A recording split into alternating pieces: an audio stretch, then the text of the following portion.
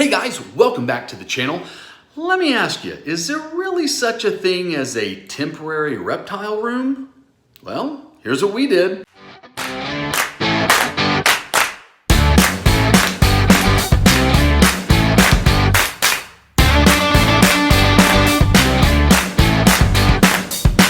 Hey guys, welcome back to the channel. Chris with CNC Reptiles. We are a father and daughters team that really just enjoy keeping ball pythons and sharing our experiences here on YouTube. So if you like what you see and you'd like to see more content like this, make sure you subscribe, give us a like, and ring that notification bell so that you know when we have more content out there. So guys, if you watched the last video, which we put out a couple weeks ago, and I know we've got to get back into the habit, moving and holidays and all that fun stuff has really kind of decreased our videos that we've been putting out. But if you saw the video where we moved our snakes, in the last video where we moved from Houston to Amarillo, we have to figure out a way to house them now, right? And so we did come up with a temporary way of housing our reptiles. We're actually only in the apartment that we're in right now for about 90 days. It's temporary housing till we find where we're going to live long term here.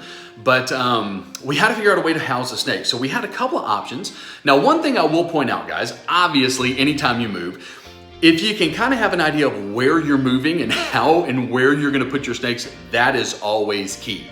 We didn't really have that. So when you look at the distance from Amarillo to Houston, it's about a 10-hour trip. So I really didn't have the luxury of coming up and kind of understanding, okay, where am I going to put the snakes? We kind of just had to wing it as we got here, which again is not really advantageous. So a couple things that I knew that we had a 3-bedroom apartment. It's only like 1,200 square feet, guys, so it's not, just a monstrosity of a house or anything, right? But we had a 3-bedroom apartment, and it did have an attached 1-car garage. So, initially thought maybe the 1-car garage, maybe maybe there's a storage unit, things of that nature. So ultimately, guys, what we'll talk about today is how we went through the decision-making process that we did, pros and cons of the different areas that we had that we could choose from. And then really show you at the end of the day what we wound up doing. So let's take a look at really what our first option was when we moved here. Okay, guys, so here was option 1. So basically what you're looking at here, guys, is the 1-car garage. Pay no attention to the absolute mess we have back here. We went from a house to an apartment, so yeah. But what you're looking at is basically the front corner of this 1-car garage that we have. Let me see if I can get it more right here. So basically what I had is I had the snake racks kind of running this way, right, along this back wall. Had one there and then one kind of sitting out to the side here. So just kind of first looking at it, a lot of advantages out here. So number one, the snakes are kind of in their own area. Not a lot going on out here, not a lot to really kind of disturb them, right? We've got this beautiful window out here, so that gave just a perfect natural day-night cycle, right? So sun comes up, sun goes down, room gets bright, room goes dark, right? So really worked out well. I have a couple of power outlets over here that we were able to use. So really, all that worked out really well. The problem that we have out here is really too cold of temperatures. Okay, so we did move from Houston to Amarillo, like we said in the last video. And the problem is we're in the northern panhandle of Texas and it gets really cold, especially in winter like we are right now. In fact, I think it snowed 2 days ago, right? So it gets really cold. So even with the space heater and with my portable heating unit pointed directly at the enclosures, which I've never done, I couldn't get it to get up to temp. The warmest I could get, kind of that ambient temperature around it, was 71 or 72 degrees. So just really way too cold. And it was really kind of a shame because I was really excited about this. The problem was, even though I have the portable heating unit that can vent the air, I know where to vent it out. So these windows don't open. And so basically I was just recycling cold air into a cold room. And I thought, well, maybe I'll let it run for a few hours even. I thought, well, maybe eventually do I get enough warm air to kind of at least mix with the cool air? And it just wasn't working. And this is a garage, it's probably not insulated, right? So option number 1 just really wasn't going to work out for us. It was kind of a shame. So I did have a second option. let's go look at option number 2. All right, guys, so here's option number 2, and I'm just gonna put a picture up right here. There's really not a ton to show. Now, I will say the snakes did actually spend the night the first night in here, because it was a little bit better than option 1, even though it wasn't ideal. So basically what this is, guys, and what you're looking at here, so we're in an apartment, we're on the ground floor, and much like what you would see in a understairs closet, which is what this is actually stairs leading up to the apartment above us. And so while it's stairs to them, it does give us this little cubby space, if you will, for a closet. So this is about 6 feet deep, only about 4, maybe a little over 4 foot wide. So I did have to stack the enclosures on top of each other, which is okay. They're meant to actually stack. I couldn't put them side by side.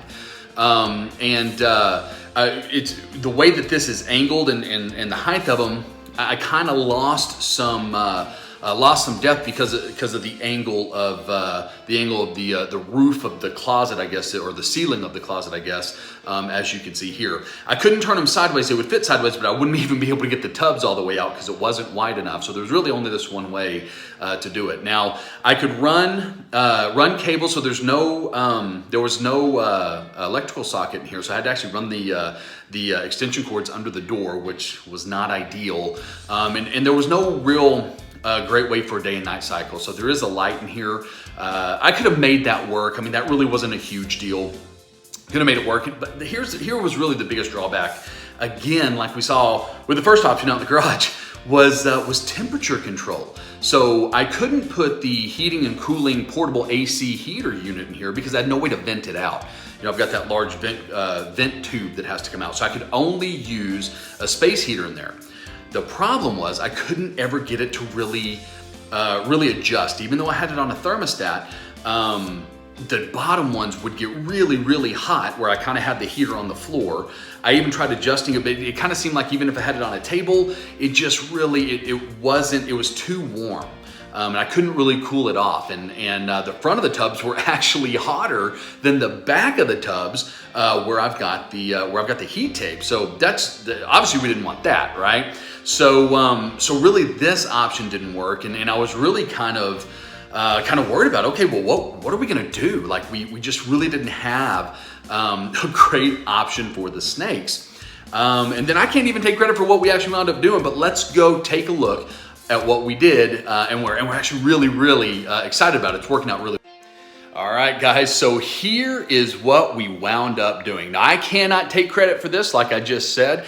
This was actually my wife's wonderful idea, and man, did it really save the day. So we are back out here in the garage, as you can see. That's the corner we talked about earlier. So what we did, guys, my wife had the idea of why not get one of these temporary, or maybe not even temporary, but greenhouses. And that's what we did. So what this is from Harbor Freight, I believe is where I got it. This is basically just a little greenhouse.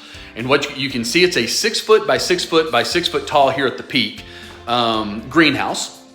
It's got a zipper door on the front. That's what these are right here, zipper doors. And then it's got a little vent that you can open here. Same thing on the back, just doesn't have the door. It's got the little zipper vent.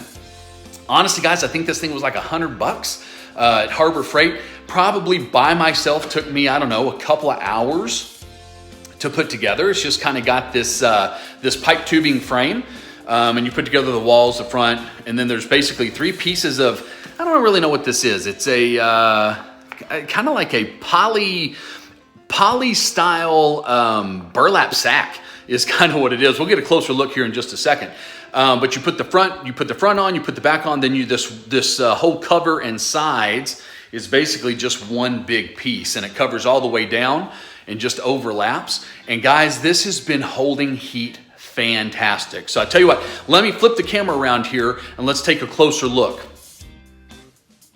All right, guys, so here is the greenhouse. So again, like I said, this is the front. It's got the 2 zippered sides. I've got one already unzipped there. You can see down here is the tube.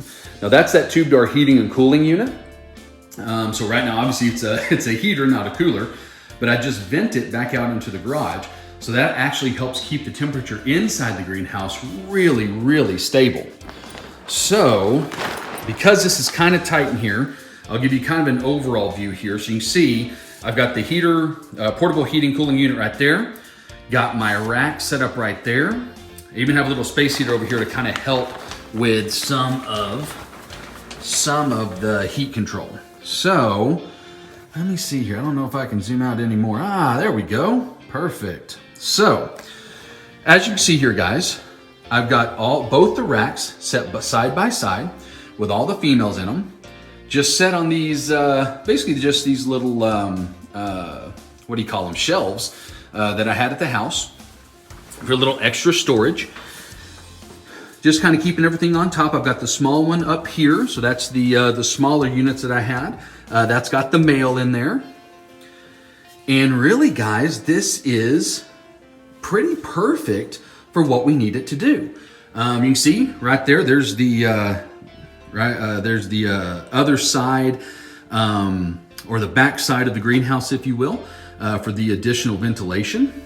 And right now, as we're shooting this, man, the girls they've just, or well, all the snakes, the girls and the boy, have just done really, really well. We'll see if anybody's awake. They probably shouldn't be.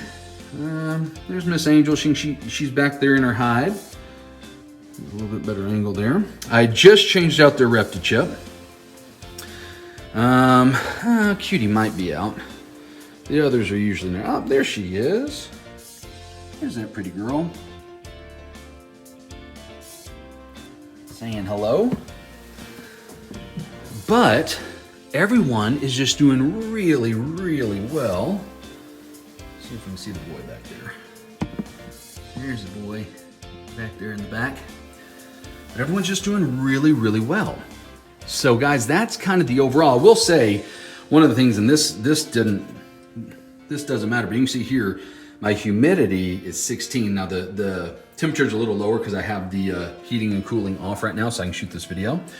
So it's only 73 in here and only about 20% humidity, which is an issue that we have here in Amarillo. It is very, very dry, especially compared to Houston. But I'm not having a problem right now controlling the humidity in the actual tubs. In fact, I've had two of them shed out since we've been here, and both perfect sheds. So really, guys, just really, really working out well for us. So let's go talk a little bit. Hey guys, so there you go. There you have it. There is a tour of our temporary reptile room. Really, really excited about how this turned out, how well it's actually working for us.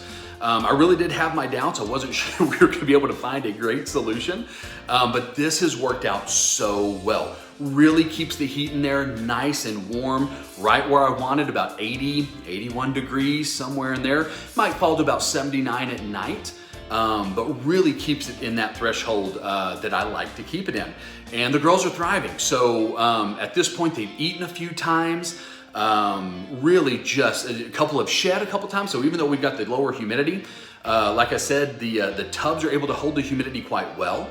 I may go ahead and get a humidifier, just a small, maybe like tabletop humidifier for in here.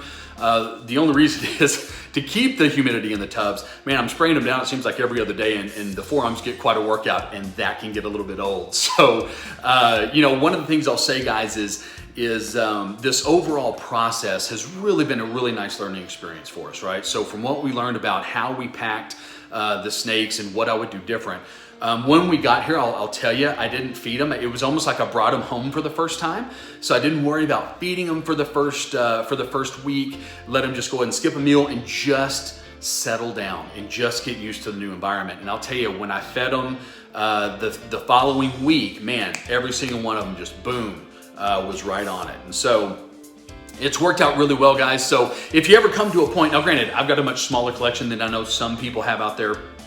But if it ever does come to a point where you're gonna be somewhere temporarily and you're looking for a somewhat cheaper way to get a room, right, to regulate temperature, man, these greenhouses are fantastic. Now, like I said, this is a 6x6x6. They did have some bigger ones, right? Obviously, they were a little bit more expensive. But with this never intending to be permanent, it's nice to know that now anywhere I can, within just a couple hours, have a reptile room set up for my reptiles to keep them as safe and as comfortable as possible. So, so guys, thanks for coming along again on another one of our journeys, and we will see you in the next video. Bye.